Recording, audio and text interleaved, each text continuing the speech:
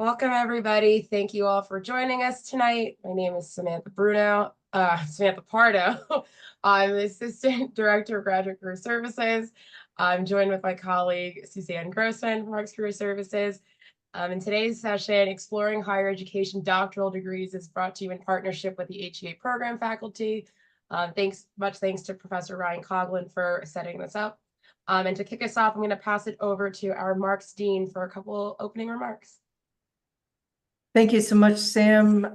It's so wonderful to be here. My name is Sherry Ryan. I'm the Dean of the Marxe School, and I am really thrilled for this panel discussion this evening. I'd like to also thank Ryan and Scott for their leadership in the HEA program. I'd like to thank Sam and Suzanne for their leadership in organizing such wonderful events, bringing our alumni together to help our current students and just to inform the community at large. I'd also like to thank our wonderful alumni panelists, Hazel Jack, Lucia Lee, Brian Klein, and Kenya Lee, who's actually not an alum, but she's... I am. Oh, you are? Oh, excellent. Okay, I was misinformed. So I'd like to thank all of our esteemed panelists. I think this is just going to be a fantastic discussion. And I can tell people here, you may or may not know, we're especially excited for this discussion because we've spent the last year plus preparing a proposal and the documents to get through a new doctorate in education and higher education administration at the Marxe School. We are so excited for this. We've gotten through the Board of Trustees approval, and we're waiting for NYSED approval, and we're hopeful that this degree program will be launching soon. And it's really a testament to Ryan and Scott's leadership, getting this material together. And I think it's been in the plans for quite a while, but the group here at Marxe right now is really going to make it happen. And so we're thrilled for this. And I think the discussion tonight will most certainly inform some of our thinking about how we deliver this degree program. So I will leave it at that and turn it over to Ryan. Thank you. Great. Thanks so much, Sherry. Thank you all for being here. I want to start again by just reiterating the gratitude that Sherry expressed for our panelists and for all of the work that Sam and Suzanne have put into this panel event tonight. Each year we host a panel of Marxe alumni to share their wisdom with our current students. And we're really thrilled this year to welcome back 4 members of our Marxe community who have all either gone through doctoral programs or are in the process of studying to earn their doctorate right now.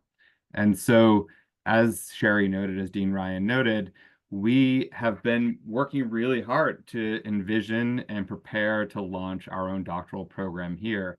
And a lot of the thinking that has gone into this new program really comes out of conversations we've had with alumni, like the folks who are joining us tonight. And so I also just want to express my gratitude for everyone's thoughts that have been helpful in preparing for our new program. So before we do begin our panel discussion tonight, I would like to just offer a bit of framing. And so I have a quick little PowerPoint, not much here, but I do want to share a few things. We specifically chose to invite, are you seeing my PowerPoint? Yep. Okay, just checking because I have multiple screens here. So we specifically chose to invite a group of alumni who have experience with different types of doctoral degrees and who are at different stages of the doctoral journey. 2 of our panelists chose PhD programs and 2 chose EdD programs. Also, 2 of our panelists have completed their degrees, while 2 of our panelists are in the midst of their doctoral studies. And I'm excited to see how they each bring their distinct journeys into our conversation tonight. Now, a moment ago, I just noted 2 different types of doctoral degrees. And I know that some folks are familiar with these distinctions, some are not. And I'll be honest, there are a lot of folks in the field of education and higher education administration who also really struggle with the distinction between these degrees. In fact, some degrees themselves are struggling to actually define themselves. I was just at a big convening last week, the Carnegie Project on the Education Doctorate, and a lot of my colleagues who are there are actually in the process of sort of shifting some of their PhD programming into EdD programming now that we've been working to better define what the EdD is in context with the PhD.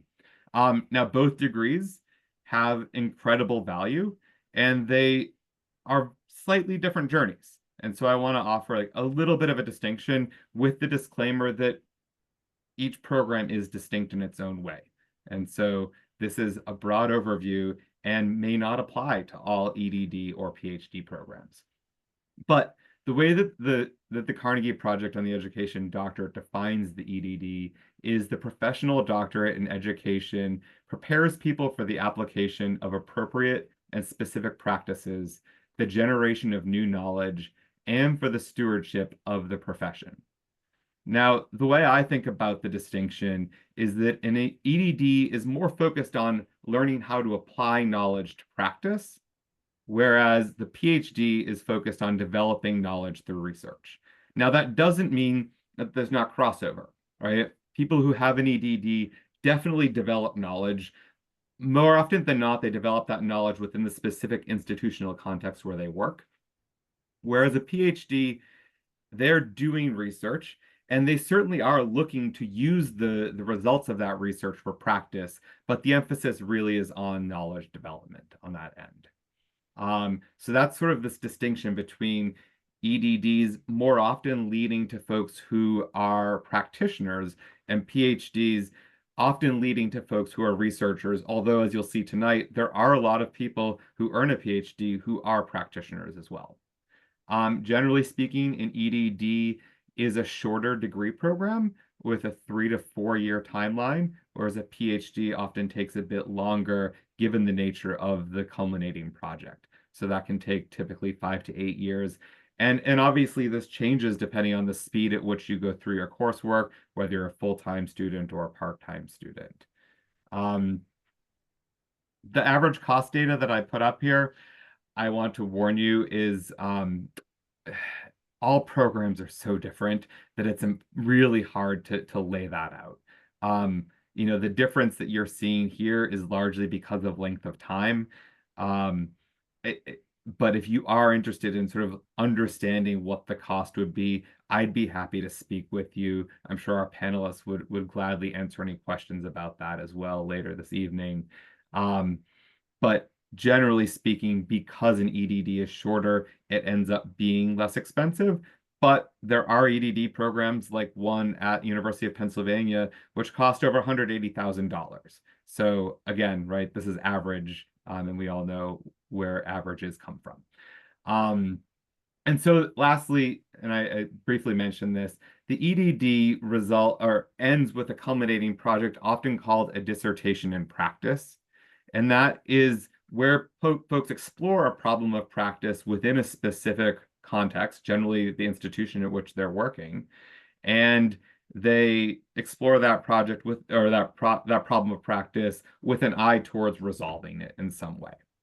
On the other hand, a PhD ends with a more research-focused dissertation where you develop a research question, you go through a more traditional research process, and you end with a study that is really meant to be generalizable knowledge that can be applied across contexts.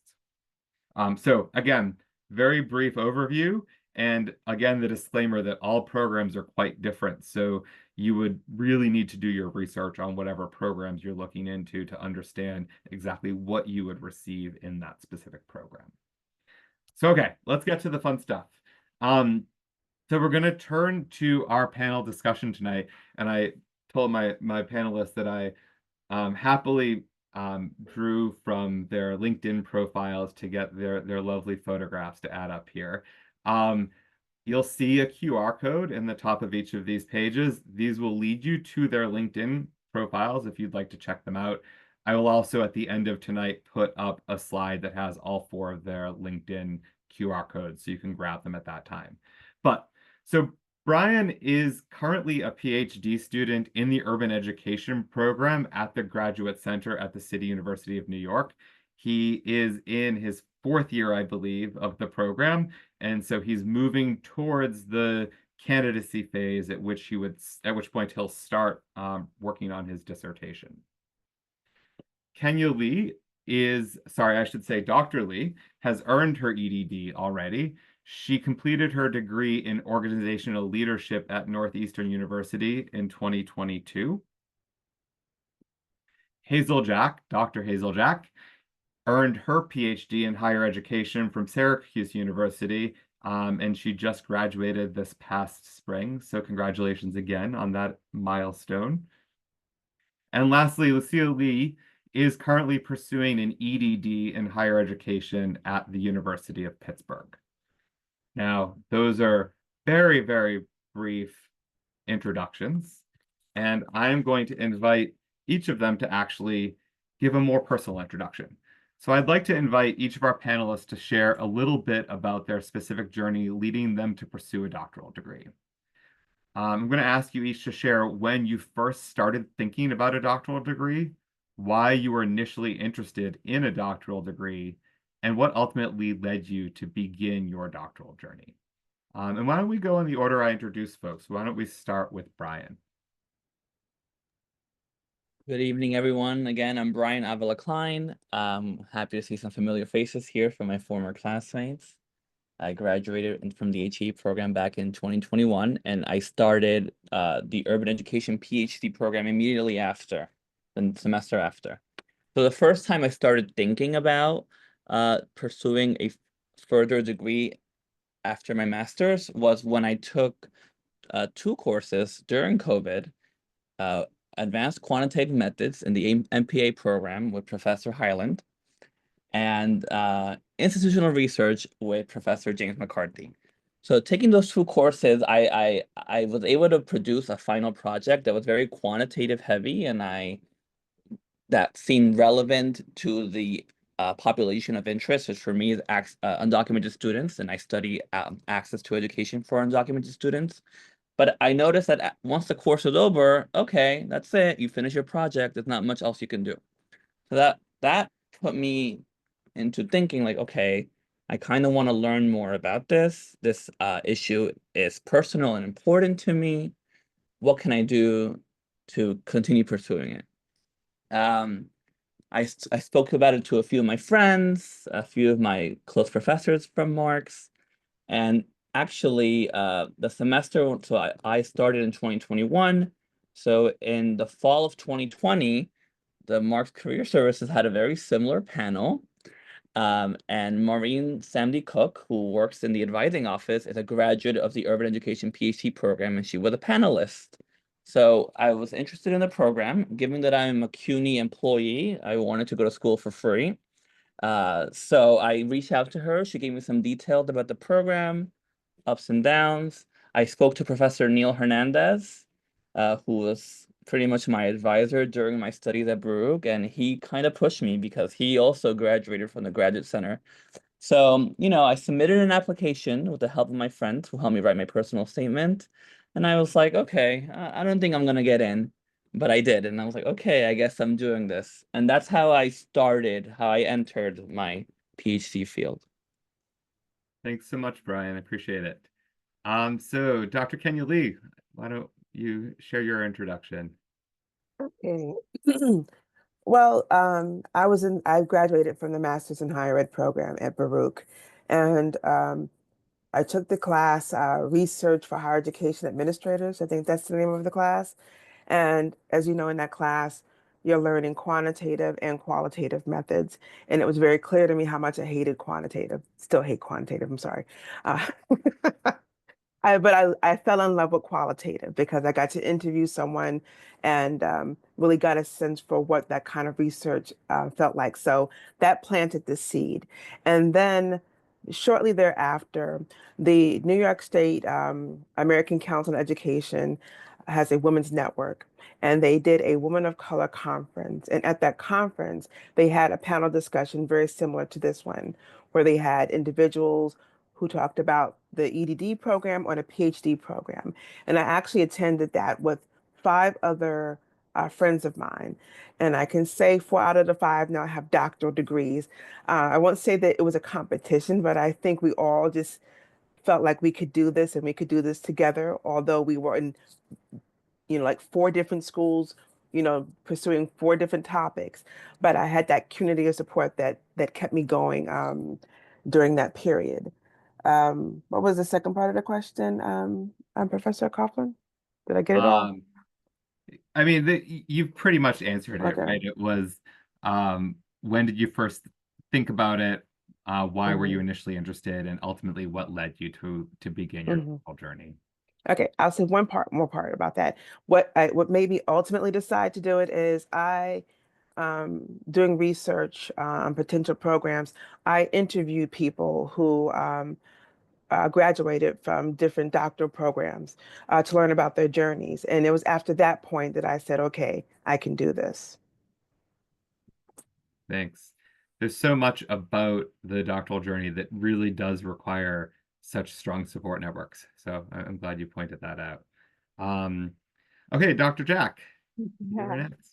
Good evening, everyone, and thank you for taking time out of your day to talk with us. My journey would take way too long to explain. I'm actually a double Baruch grad. I did my MBA in 2002, and then my master's in higher ed I finished in 2010. I started my career in the corporate world and then transitioned to higher ed in about 2005, which led me to do the master's in higher education, and I never looked back. I mean, I loved the courses. I loved being in higher ed, just this space of learning. I mean, I was a little naive thinking, it's going to be, kumbaya and everybody's going to be great and there's no corporate backstabbing. Anywho, I started my doctoral journey actually in an EdD program when I lived in Washington, D.C.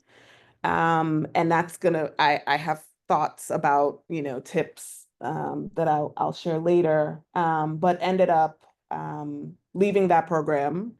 And then when I moved to upstate New York, I applied to a couple different programs. Actually, I applied both for EdD and PhD, with Syracuse being my #1 choice. And I was like, there's no way this is happening. And then, similar to Brian, it's like I got in and I was like, oh, I guess I'm doing the PhD. So, being in higher ed administration, not necessarily interested in going a faculty route, I was very much open to both types of programs. But I think for what I needed, I think the PhD is going to serve me well. So happy to talk more about that later. Yeah, go Orange. Thanks, Hazel. Okay, and last but certainly not least, Lucia. Hi, everyone. I'm Lucia Lee. I start just like Brian did. We were in the same cohort, and I was thinking, oh, maybe I should look into PhD or EdD programs. I had the opportunity to talk to Dr. Bolixer. She was the person who was guiding our capstone project at that time. And I talked to her about that I really enjoy research because I have taken the class with Dr. Boland. So that was something that propelled me to learn more about research. And I really enjoy qualitative and quantitative research. So because of that, I started looking at different EdD programs in the Northeast because I didn't want to go west. So I applied to I applied to 5 programs, and I was accepted into 3.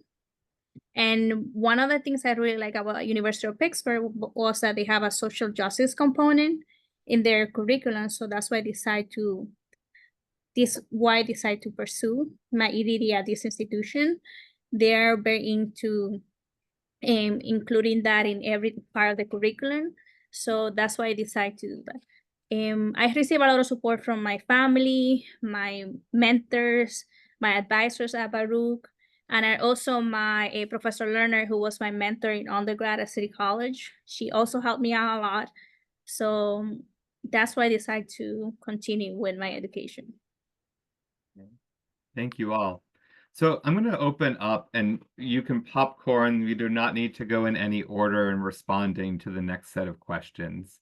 Before I pose this next question, though, I do just want to let everyone in our audience know, I think you may have seen that Sam had noted in the chat that you should certainly feel free to pose any questions that you have for our panelists tonight.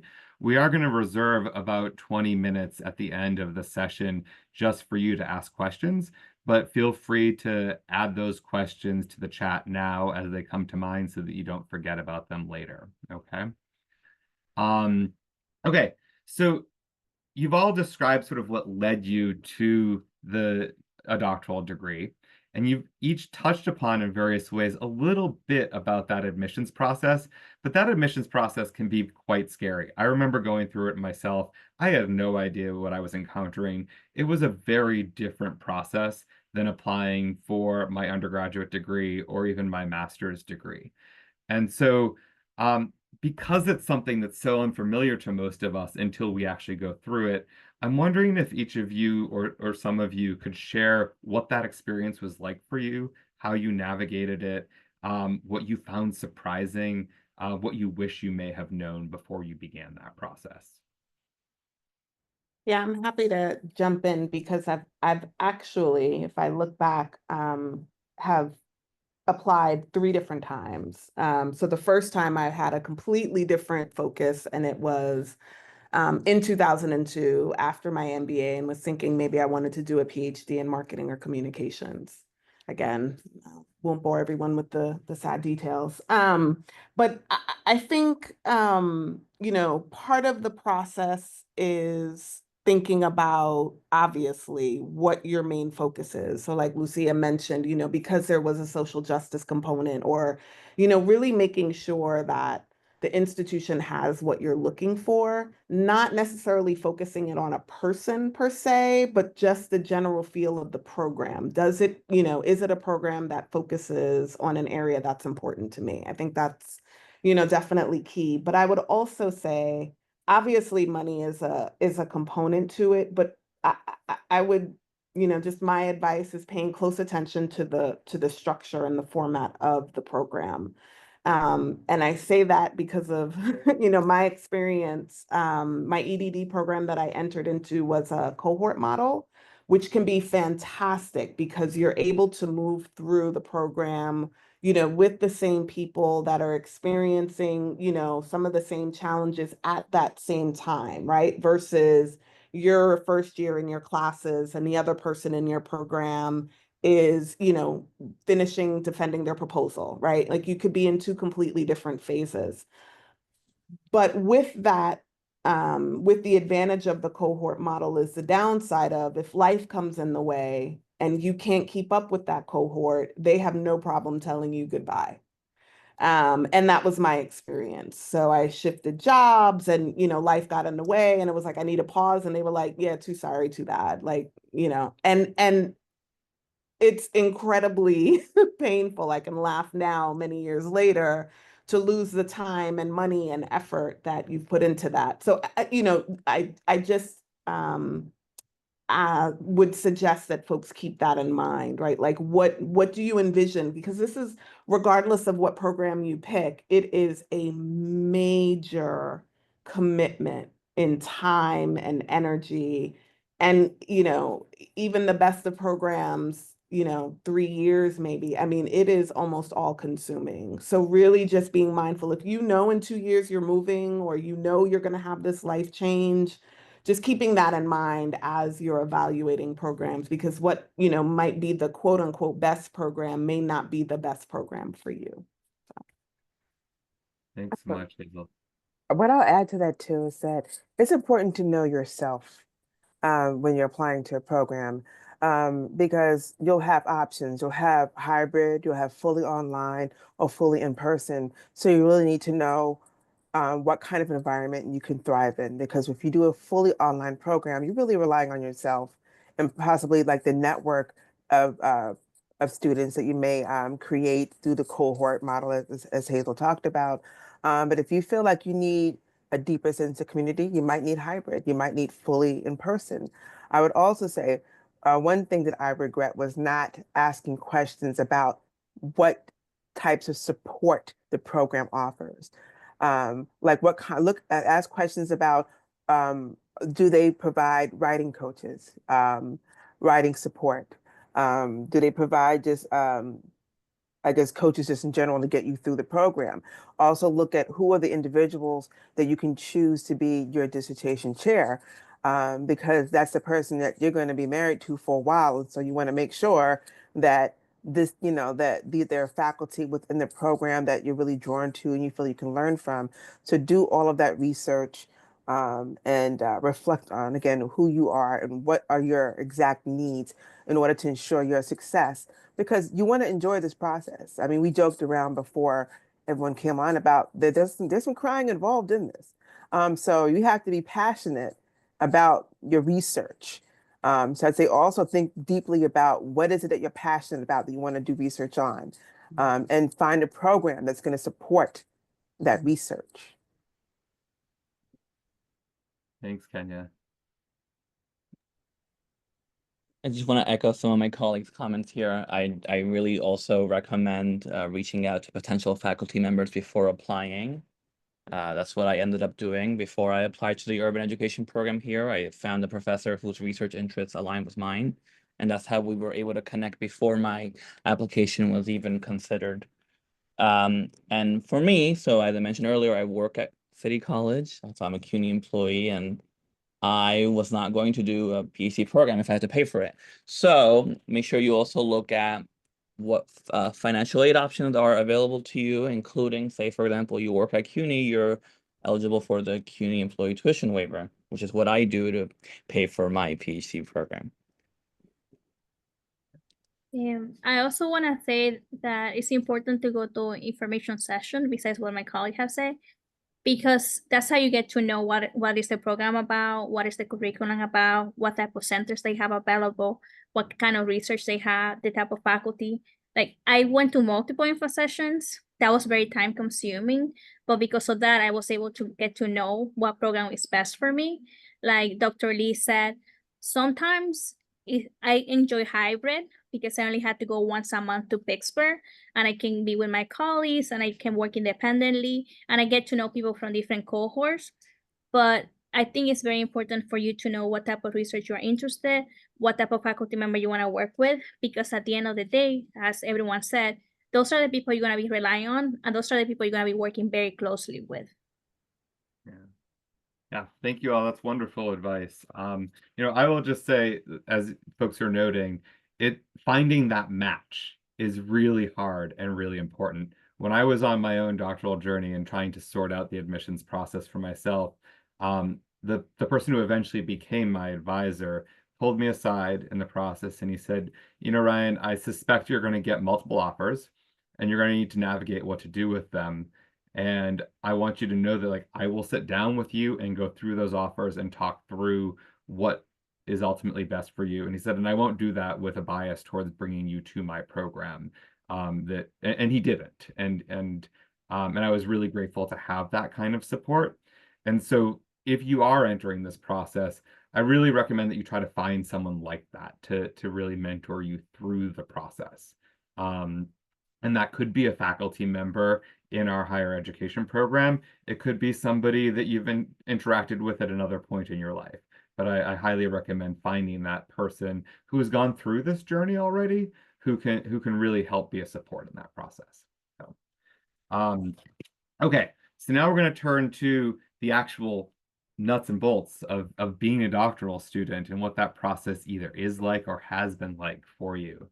And I'm thinking it would be great to start with our two panelists who are current doctoral students and responding to this, since they're more in it right now. So the question for you is, could you just each share a rose and a thorn from your doctoral studies? What was or has been a highlight of being a doctoral student, and what was or has been challenging or frustrating for you?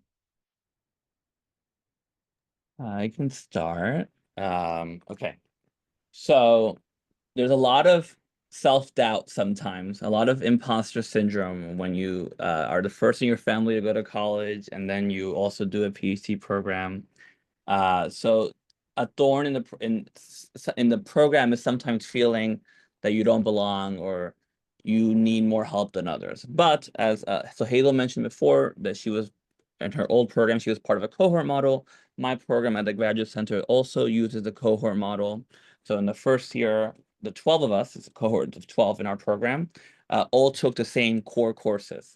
And we actually got to bond together and help each other out. And the cohort model is what we use to help pull each other up. So there has been times where I've fallen behind in the readings or on a paper, and my classmate had also done the same.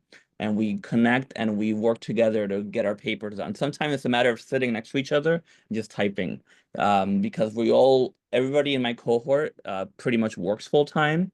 They're mostly educators in the public school system, so God bless their hearts. But a good thing about the program was the cohort model for me and being able to meet new people and new lifelong friends. Thanks, Brian.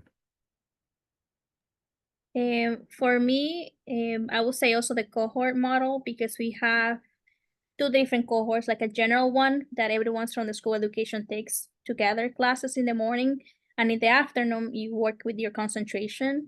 So because of that, I have the opportunity to meet people from a K-12 education, urban education, and those people have become my support, because when we have different projects, I reach out to them. If I need a clarification, we are constantly talking to each other. We call each other, we have video calls, we have a text group that we constantly communicating about the assignments, and we give our support, especially now that we are transitioned to dissertation. Like we are by ourselves. Like most of the work is independent work that we had to do. So having someone who's constantly like, oh, you got this, you're gonna be able to move through this, is very important. At the beginning, it was very hard for me to keep up, because I was full-time working and part-time at the EdD. I had to be traveling to Pittsburgh, so that was an adjustment for me. Keeping up with the reading and the assignment for the first semester was kind of hard, because we have a summer intensive. It was in the summer that we start. I had to be there entire week, so I had to be working and study at the same time. But then having that support and having also the writing center, all the resources on campus, have helped me a lot to be able to manage my time and the assignments that I have. Thank you both. So I know that it was relatively close in time for you, Dr. Jack, and not too long ago, Dr. Lee. So I wonder if you could both share both a rose and a thorn from your experiences too. Yeah, I think unfortunately I have two thorns that come to mind, and a rose. But the fact that once you get past coursework, and maybe it's a rose and a thorn, once you get past coursework, it is all on you. You are driving the timeline. You are responsible for keeping in touch with your committee. It's yours, not theirs. They're not going to reach out to you and say, have you finished chapter 2? Have you finished chapter 3? You have to have that drive and keep your project moving forward. So it can work both ways. If you're super organized, and maybe that's a rose. The other piece that was really challenging for me was this notion of, what do I think? I'm used to, you're absorbing information, you're reading theories, you're reading about key scholars in the area. And I remember when we were preparing for comps, my faculty advisor said, you've got all the literature, but what's missing is, what do you think? And I was like, who cares what I think? And she's like, that's the whole point, and it's a difficult shift to make, because suddenly now you are the one that's, kind of, again, creating this knowledge or presenting your opinion or your perspective on it. And that's a shift that I think takes a little while to get used to, but again, can be a rose once you're comfortable with it. You realize, hey, wait a minute, I have something to contribute to this. And then really quickly, the rose that I thought of initially was the fact that this is all centered around your passion. It has to be a topic that you are passionate about, that is important to you. And then all of the work that you're doing is in service to that. And I think that is, something that can keep you from crying too much. Uh, Thank you.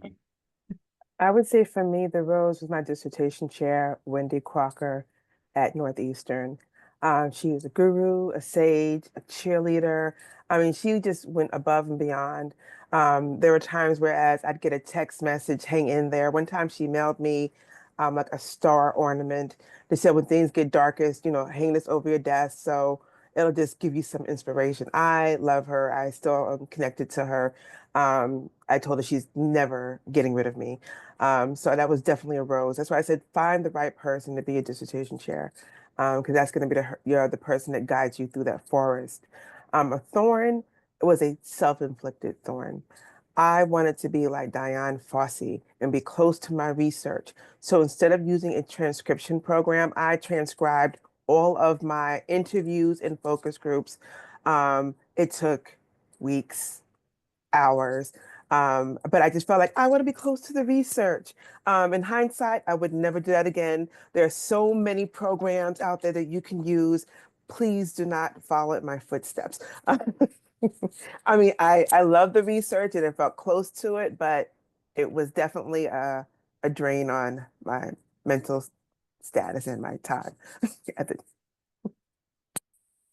I had a course where they required us to do our own transcriptions. This is the only time I've ever done that. And now, as if you have captions turned on, you may all notice the technology is far better than ever before, that you generally don't even need to pay for transcriptions at this point. So, wow. Well, thank you all for being so open with those. I know, as folks have noted, this is an emotional process for folks. And it is really hard, right? And so there will be thorns on that journey.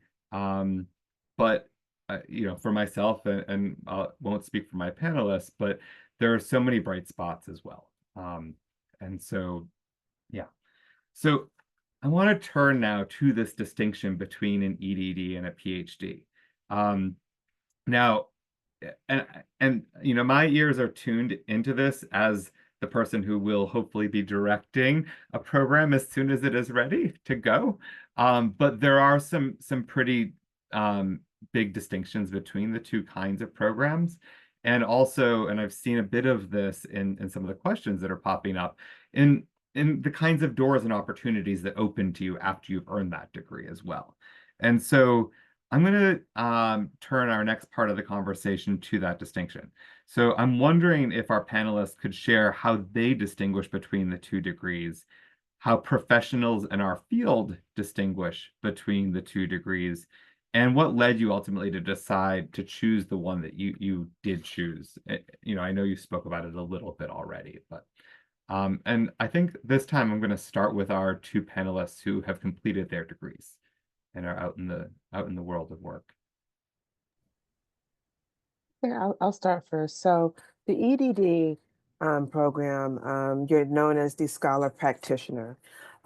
It's different from traditional methodology because you're putting something into practice. My dissertation chair used to use the term "so what, now what." So the "so what" is you're identifying a problem through your interviews, your focus groups, your surveys, and through those findings. You're defining what the problem is, but then cycle two, and that's a term they use in action research, is what are you going to put in place to ameliorate or address that problem? So for example, I did my research focused on the experiences of women of color higher education administrators, and the role that peer mentorship could play in their in advancing their careers. So cycle one involved me doing focus groups, post focus group interviews, and then I, synthesized that data and came up with my findings. And then I put in place a pilot. I piloted a peer mentorship community for women of color higher education administrators. So there's the "so what," and then there's the "now what." So usually with traditional methodology, it's about theory. You're spending a lot more time with the data, but with action research or with the EdD, you're putting into place something that's going to solve a real life problem, if that makes sense. Yeah, I think that's spot on. And then the PhD, I think, is so much more theoretical. It's, it doesn't have to be necessarily an actionable question that you're asking, though it can be. So my dissertation examined how Black women college presidents are written about in the press. So again, not as tangible, but I very much can see, how it can be applied to people in those roles and how it can be helpful. The other thing I would say, and I don't know, Kenya, it doesn't sound like yours particularly was, but a lot of times the EDD is very connected to your institution. So a lot of times folks will do projects that are tied to a particular issue at their institution. And again, my caution being, if you have any inkling that you are not going to stay at that institution, be very careful of what project you pick. Because had, for example, Kenya picked, Black women administrators at Baruch, and then she moved to Carnegie Mellon, well, there goes her entire, research data. So just, another caution. Just a quick follow-up. Because of my role at my institution, I just felt it was going to be a bit of a conflict of interest Oh, to yeah. do that kind of research on the ground. So I opted to do, I opened up my research to women of color higher education administrators in the New York, New Jersey region. So you do have that option in some programs. It doesn't have to be your institution. Oh, Most of the totally. time they might prefer that, but it doesn't have to be that. Thank you both. Before I open up to our two other panelists, I do want to just push you on the second part of that question, and how do other professionals in the field of higher education view the distinction between the two degrees? I mean, I think in my experience, it depends on, the institution and who you're talking to. I think institutions that have a particular culture can be very judgmental, unnecessarily to particular, degree programs. And I actually worked at an institution where every year they took a photo of the doctoral students and they did not include their EdD students. And that was, yeah. So that said something to me. Unless you were planning to go the faculty route, I think it's really about which program serves you the best. To add to that, yes, in some circles, there is a bit of a prejudice against EdD programs. If you remember Jill Biden, when they were talking about her doctoral degree, there was a gentleman who wrote a whole editorial piece on how, it was honorific. It wasn't a real doctoral degree. And all the EdDs came out with the teeth and claws out because there's a lot of work put into an EdD. It's not honorific at all. So it's a matter of just correcting individuals. I think both of them have their place. It depends on what it is that you want to do, and you have to choose the right program for yourself. Thank you both. That's really helpful to give that context. So I'll open up to our two current doctoral students to add any thoughts here. Oh, sorry, Lucia, if you want to go, or No, you go first.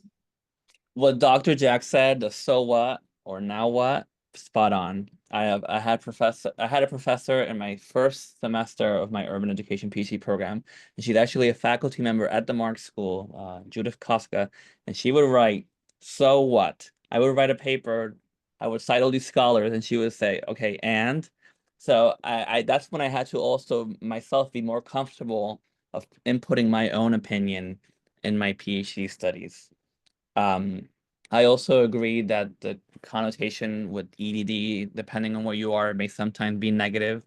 But in my personal experience, the most caring and innovative scholars all had an EdD. Lucia? I would say the same. Like a PhD would be like to add more research on specific topic. And EDD is for people who are practitioners who want to contribute and solve a specific problem in the organization or in education. For me, my problem of practice, that's how we call the problem that I'm solving, is the low recruitment of UNM students in STEM majors and disciplines. Because I work in the biostatistics department right now, and I used to work at Weill Cornell, I saw that was a need for us to be able to tackle that specific problem, because not a lot of students of color tend to pursue STEM degrees or STEM careers after graduation. So that's what I was focused on. And for the PhD, I thought it was for me, because I want to make change in my institution. I thought the EDD was going to be more beneficial, but I have noticed that a lot of the EDD and PhD classes, some of them like interlap, but I noticed that the PhD, they are more quantitative focused when it comes to do more research, that they do more statistical analysis. We tend to do, it depends who your advisor is. We tend to do more qualitative analysis from my experience. Thank you. I'm going to perhaps say something that is not a popular statement, but I'm going to judge by my panelist's face in a moment. I actually think that one of the reasons there is such a distinction and confusion around an EDD and a PhD, particularly in spaces of higher ed, is that faculty members in particular do some border policing around their PhD. And I do not consider myself to be one of those folks, but a lot of faculty feel as though there's something special and magical about their PhD that gives them more voice than folks who have an EDD. And so I do think that working in a space of higher ed with an EDD does require your ability to push back sometimes, and to be able to say, this is actually what I did, and this is what my degree allows me to do. And from my experience in a PhD program and my experience both working in prior EDD programs and developing this one, they're different, and they offer very different pathways with different skill sets and knowledge sets. And in certain places, an EDD is far more valuable than a PhD. And in some places, a PhD is more valuable than an EDD. And so I think that it's something to be aware of when going into this decision, and something to have conversations around. Yeah, I completely agree. And I think, again, depending on the type of institution that you're interested in pursuing your career, I think that is spot on. I think higher ed on the whole is an exclusionary elitist area, right? Or industry, if you want to call it that, that was built on keeping folks that look like me and others out, right? So if it's something that's more accessible, which an EDD can be because it's less of a full-time commitment, it tends to be sometimes a little less expensive. The more accessible it is, the more some people will feel a way about it. And hopefully that will change. Yeah, thank you. Okay. I'm going to hold off on our final question until after our Q&A. I know that's not traditional, but it's a pretty traditional final question in which I'm going to ask our panelists to share any final advice they have for all of you. But let's hold off and do that after we're done with some Q&A, so that there's not overlap that happens in the Q&A process. So I know, Sam, have you been tracking there's been a lot that have come through, so can I pass it off to you to pose some questions? Yeah, sure. So we've had a couple questions come through the chat. So we've talked about job opportunities so far. But one that came in from Shirley is, what kinds of specializations have you seen within the EDD and PhD higher ed field? Organizational leadership piques my interest the most, but just curious what other areas there are. I mean, I can't speak to all programs. I think it's really very much institution by institution in terms of concentration. And maybe Dr. Lee or others can correct me, but I think in the PhD, and maybe this is one of the advantages of it, it's usually very broad, and it's your dissertation topic in the focus of that topic. is where you're going to, you know, find your specialization, if that's, you know, my program at Syracuse was a higher education, period. And I very much focused on leadership, Black women in leadership, et cetera. It really was very much targeted to how I wanted my program to look. I can speak a little bit. Oh, Brian, I saw you. Oh, okay. Just briefly, so my urban education program also doesn't have any specifics of what urban education actually means. So all the students can make it whatever they want. So I myself decided to focus on higher education. Others of my colleagues are focusing on school to prison pipeline or social media and education. So it's at least in my program, from my experience, it's very broad if you whatever topic you want to focus on. Yeah. Yeah, and I think there is a distinction here, I think, in PhDs and EdDs at this point as well. So as far as EdDs go, higher ed is probably as focused of an EdD as you're going to get. There are a lot of EdDs just focused on organizational leadership that would prepare you to lead in many different contexts beyond higher ed. You'll see a lot of EdDs that are focused on K-12 schooling. You'll see some that, like Lucia noted, the last one that I worked in was titled an educational doctorate for diverse learning communities. And most of the folks in that program worked in a K-12 context, but there were some folks in the higher ed context. Whereas on the PhD side, you often see programs that are sort of more disciplinary focused. So while there are higher ed programs, you'd also find like a sociology of education program or psychology of education programs, or programs focused on pedagogy. And that's sort of the direction that you'd find, but oftentimes they're actually quite broad, and you would really find your focus once you get into the program itself. But it's a good point. You want to make sure that you can actually get to the focus that you're looking to get within the context of any individual program. Great. Okay, so another question that Sophia came in, and Sophia, I might have you chime in if I'm not reading the question correctly, because I think it's a little bit of a three-parter.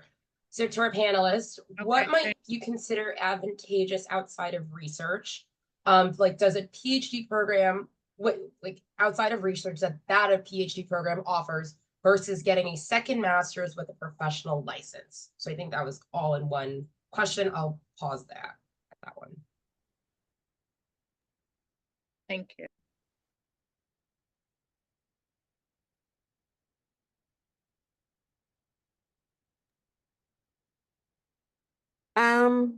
I guess I think it depends on, you know, kind of going back to the other question, I remember about career opportunities.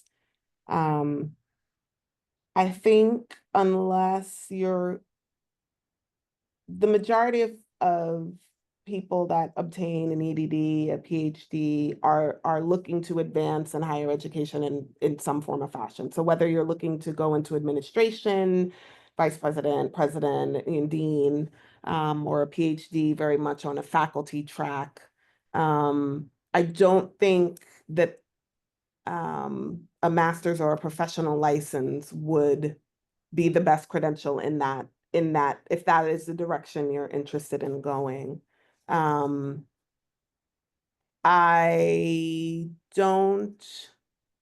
I haven't felt like from a career perspective, having two masters meant anything. Just saying, you know, bluntly. For my own education and understanding the higher education landscape better, absolutely. But I don't know that it necessarily opened a door for me that wouldn't have otherwise been there. And then I just go back to the PhD and or EdD, whichever. Both of them are such a time commitment that you really have to know that that's what you want.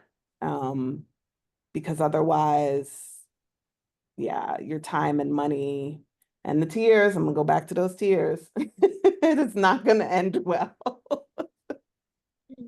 Thank you. I'll just add to that that I think you really have to meditate on what is your end game. You know, at the end of this journey, where do you see yourself career-wise? And then do research on the possible paths. If you want to become a counselor, then you would go for a master's degree in social work and get the professional, licensing. So really, you really need to meditate on where it is that you see yourself in 5 to 10 years, and then look at the programs that are going to support um, that end game. Thank you. Yeah, I'll just add, it's a very big decision to start a doctoral program, and folks shouldn't do it lightly, right? It is a huge commitment of resources, time, money, tears, and so take that time to make that decision. You don't need to be 100% certain, because I don't think any of us is ever 100% certain when we start any journey, and so don't hold yourself back from doing it. But I would certainly agree with what both of our panelists said in terms of the net value of a doctoral degree versus another master's degree out in the field of work.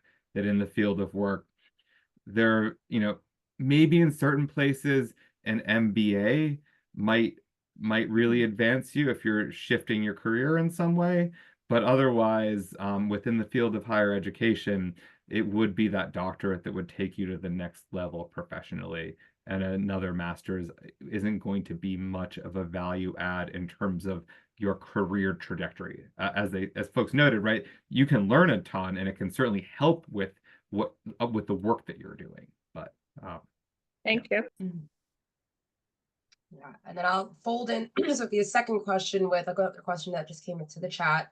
And I think we've touched on it a little bit about like your own journeys into beginning your programs, but I guess how much time is considered sufficient to do research into before you apply to the programs?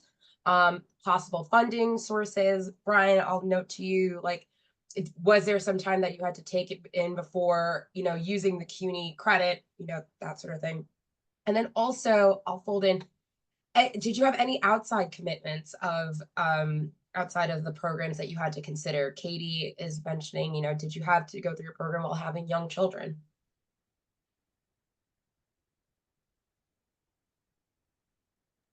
I'll start. So for me, when I was exploring programs, I was not willing to take out any loans to do this PhD, or I also applied to an EdD program as well. So when this panel happened last with Maureen, I reached out to Maureen. I said, hey, Maureen was about to give birth. So she was a few days from giving birth. And I said, hey, before you go and leave, can you please talk to me? I want to make sure that I can use my CUNY employee tuition waiver on this. And she mentioned to me that she was able to. And luckily, when I started the program, it all worked seamlessly. Obviously, if you work at CUNY, you should know that you should be a full-time tax levy employee, and you get 6 credits of tuition waived. With no time commitment of you having to work at CUNY. I don't know how it was at Syracuse, Dr. Jack, but from my understanding, most PhD programs provide some sort of funding package. I see. Okay, from what I understand, which may be different at Syracuse University, PhD programs provide some sort of funding, some fellowship. So for example, my classmates in my program who don't work at CUNY, at the very minimum, they have a tuition package. So their tuition is fully covered by CUNY. Some of them have an additional fellowship where they may be required to TA a course, or sorry, not TA, teach a course in one of the CUNY undergraduate campuses, or perform some sort of research project along with a mentor. So for example, my program didn't give me any funding because I didn't need it. But for example, my professor, she was part of this called the CUNY Initiative for Immigration and Education, CUNY-I, and I became a research assistant for her on top of my commitment of my full-time job here at City College. So yes, I am a little crazy. I'm not the only one. I needed to make some money. But yeah, so just make sure you explore all of your options, especially financial wise, before beginning these types of programs. Yeah, Syracuse does offer tuition support and grants and, you know, TA positions, but that's only if you're a full-time student. I completed it part-time, but was lucky that my job agreed to support the cost of it. So if you're working in higher education, I fully, you know, all they can do is say no. Ask if your job will be willing to support you furthering your education. Something else I was going to add. There was a question in the chat about jobs following the programs, and part of the research that I did was looking at women in general and their path to the college presidency, and found that unless they came up through the provost, women are much more narrow of a path to the presidency compared to men who have many more pathways.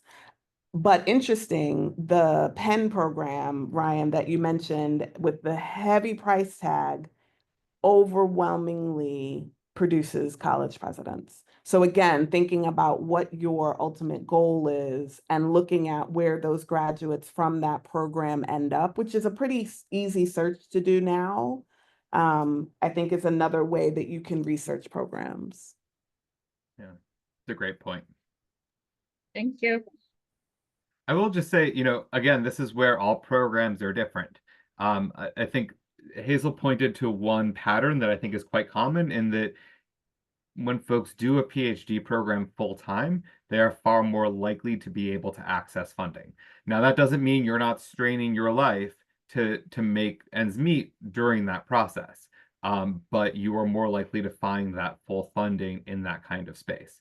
Part-time programs are far less likely to offer funding. EdD programs in general across the board are far less likely to offer funding.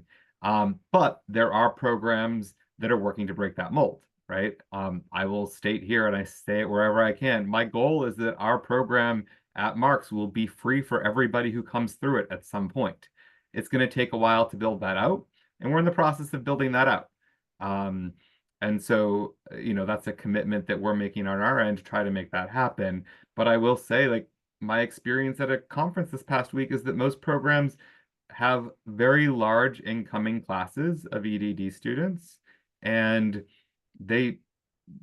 offering funding is not on their radar for those programs. So, I also want Rudy. to add, for my EdD program, they have like scholarships, but they have limited scholarships. Like not everyone gets scholarship. And a lot of people who are in my program, they already work at University of Pittsburgh. So they have the same arrangement that Brian has.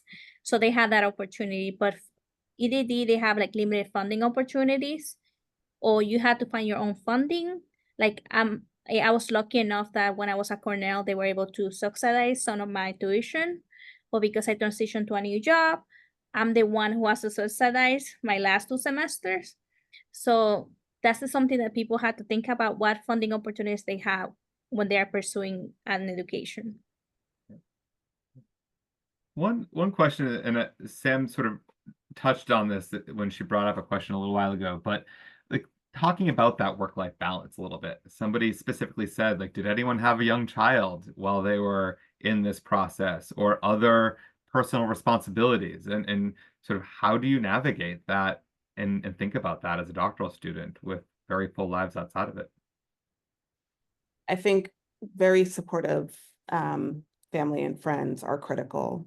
I went through the program. I'm not married. I don't have children, but I did have a new puppy who could not stay in his crate for 12 hours. So I had a friend that when I left to go to class would pick him up and take him out. You know, I mean, you have to have community supporting you because and you have to have a community that is understanding of why you can't make every birthday party and every dinner, you know, the amount of things that I had to miss because I had to do the work, working full time and going to school. It just, you can't do it all. So really knowing that your community will surround you, I think is important. Just to add to that, you're not superheroes. You're going to have to decide what you're going to do and what you're not going to do. There are just going to be some sacrifices. So you really need to understand that up front. Project management applies not just professionally, but personally as well.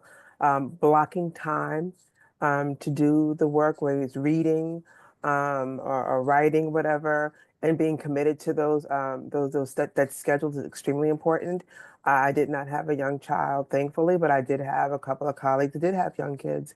And to Hazel's point, it really takes a village and people who understand um, what you're trying to do. So creating that support, that supportive community is extremely important. I go back to what I said in the very beginning, having a community of support amongst classmates or others who are going through this program is extremely important because that's going to be a mental health support as well.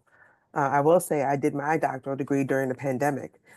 So we keep talking about crying. You would think it'd be easy, but it wasn't, because that was just a very difficult time for everyone. So it's amazing that all of us got that done during that period. For me, I used to work at recruitment, so I had to travel a lot during the fall semester. So I had to be very organized. And I also had the support of my husband that he always like helped me out. When things that are related to the home or things that other responsibilities, he takes that burden from me for me to be able to concentrate on my school. And my colleagues and coworkers, they support me a lot. And my supervisor, my current supervisor and my former supervisor, they were very supportive. So when I had to travel to Pittsburgh, they understood that I had to work remotely those specific days. So it takes a village for you to be able to do this. And I think if you have small children, you can do it because I have a couple classmates that have small children and they're in this journey. So you just need to have a strong support system to be able to do this. So I think that if anyone feels as though your question that you've posted has not fully been answered yet, I know that we sort of bounced around a little bit. I can just, Catherine's question here about does one need a master's in education to be accepted into an EdD program, or is an MBA acceptable with experience in higher ed? I can answer that pretty quickly, but then if anyone else doesn't feel like your question was fully answered, or you have another one, just feel free to raise your hand. We have time for at least one more question here. But Catherine, the answer is it's going to depend on the question, or depend on the program rather. As far as the program that we're starting, that would be sufficient to get into our program. Our program is being framed as you need a master's degree and experience in higher ed, and we're asking for 3 years of experience in higher ed. And that's generally, that's pretty common that folks are saying, a master's degree in this field or a related field is the phrasing you'll hear quite regularly. And as long as you can explain how that is related enough and how you'd use your knowledge from that master's degree to support you, you'd be fine with most programs, I would say.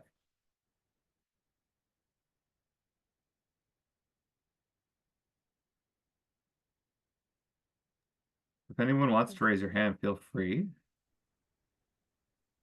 I also do have our final question, so we can turn to that. Okay. So in whatever order you all want to go, I'll pose that final question for you. So, what advice would you give anyone in our audience tonight who is considering a doctoral degree? And you can't say grab a box of tissues. I'll start.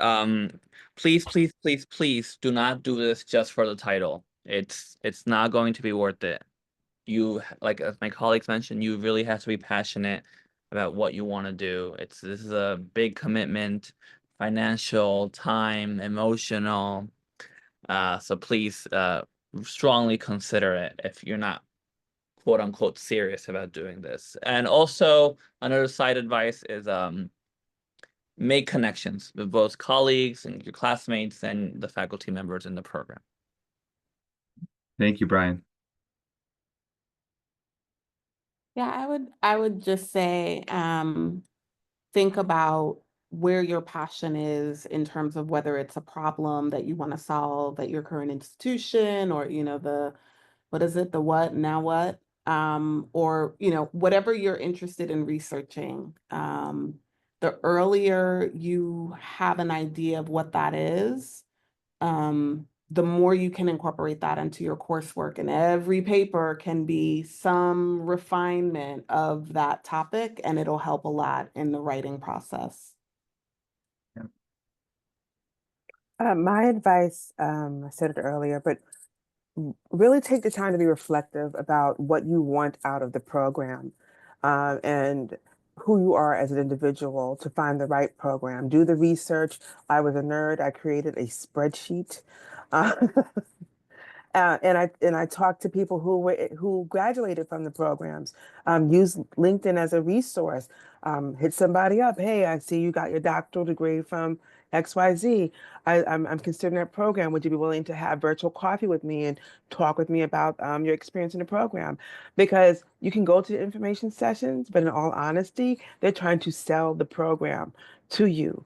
When you talk to people who went through the program, they're going to tell you, the good, the bad, and the ugly. So you want people who have had that experience. I agree with Dr. Lee. Do research, go to info sessions. I emailed a student who was in the program, a couple programs, to understand what was the structure, what was the curriculum, how demanding it was, before I make my final decision, because I wanted to make sure that this was a good fit for me and I was a good fit for them, because it's an investment from the university, an investment from me. So that's what I did. And I was able to, I have another friend who was also doing an EdD, and we kind of compare notes about why he wants to go to his EdD and different programs that we apply. We apply to the same programs, different programs. And at the end, we find what was the perfect fit for each other. Thank you all. So I see a few questions about the Baruch EdD that are popping up. So I had a couple of things that I did just want to share with folks related to that before we close out for the night and we share our LinkedIn information with our wonderful panelists. But I will just say this. So I've mentioned this a few times. I was at this conference last week with other folks who are leading EdD programs from around the world. And I had a wonderful time with my colleagues there. I learned a ton. And whenever talking, I would sort of joke and say, oh, well, there's not a single problem with our EdD program. It's perfect. We've envisioned it. We have this 500-page document that describes it in detail. There's not a single thing's gone wrong yet, but we don't have any students yet, and we haven't launched yet. And so we fully expect that there will be growing pains in our program. But I will say, we worked really hard to envision it, and I've done it along with our colleagues with students in mind. And so I will quickly, I'll try to answer the questions that I've seen pop up, and respond to a couple of things that came up in the conversation today. But I do just want to share my screen. We've drafted a vision statement for our program that I think is important to share because it really defines what we're trying to do. And that first statement is big, right? We endeavor to remake post-secondary education. Those who join our community of practitioner scholars will learn from the past and collaborate in the present to create a future where those who have been and continue to be marginalized can lead in generating a system of post-secondary schooling that is free from injustice and effective for all people. We're trying to do something different here. And we're going to respond to our students throughout that process, from the day we open up our application process through the time our first cohort graduates, and we keep going from there, right? We've spoken about how we actually envision wanting to create a community that starts with our first cohort, but that first cohort doesn't leave when they graduate, right? They remain connected to the folks who come through, they support the folks who come through, and they actually work with one another to do what we claim we're trying to do, which is to remake post-secondary education. And to remake that by letting those who have been marginalized have the power to lead us as we move forward. Okay, so that's what we're going for. As far as admissions goes, the requirements that we've laid out at this point are that you're going to need a master's degree from an accredited institution in higher education or a related field. And we consider related fields very broadly. there will be a process, right? There'll be there'll be interviews, or at least one interview, and there'll be an essay that you'll need to complete as part of the application process. We'll obviously share that full application process once it's time to do so. The two things that I did want to note in response to a few things that were said is that one of the biggest differences that's on my mind between a PhD and an EdD is the kind of support you get once you start your dissertation. And this was my experience in a PhD. I finished my coursework and they were like, great, good luck. We'll see you at graduation. And it really was like that for most of it.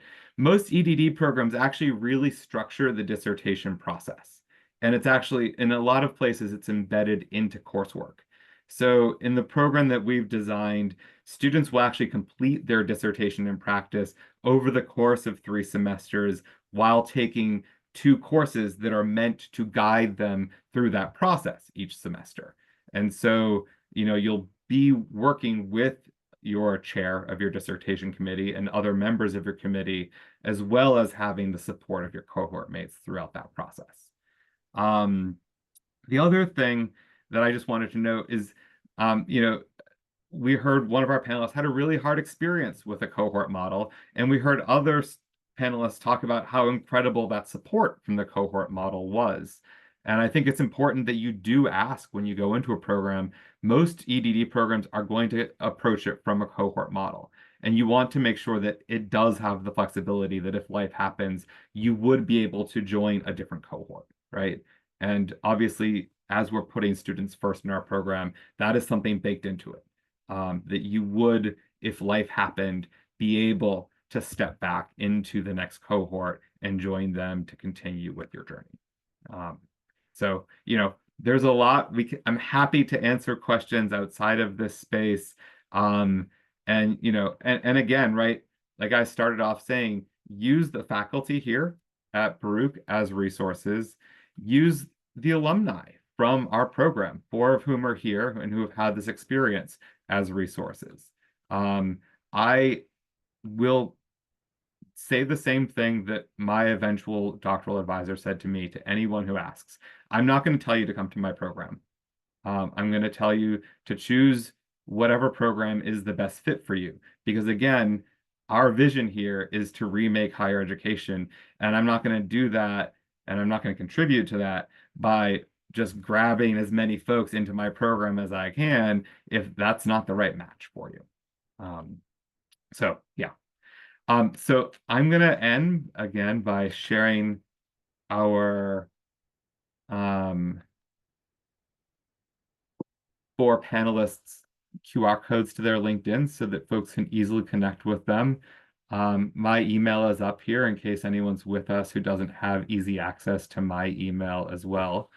And while folks are grabbing those, I do just want to extend a huge, huge bit of gratitude to the 4 panelists tonight. It's very rare that we're able to actually bring alumni together to share your wisdom. And I know that the folks here greatly appreciate it. I greatly appreciate it. And hope to see folks back here in various forms. I know, Kenya, I'll see you in the elevator. And Hazel, this is not your first time back to join us. So it's wonderful to have this community in this way. And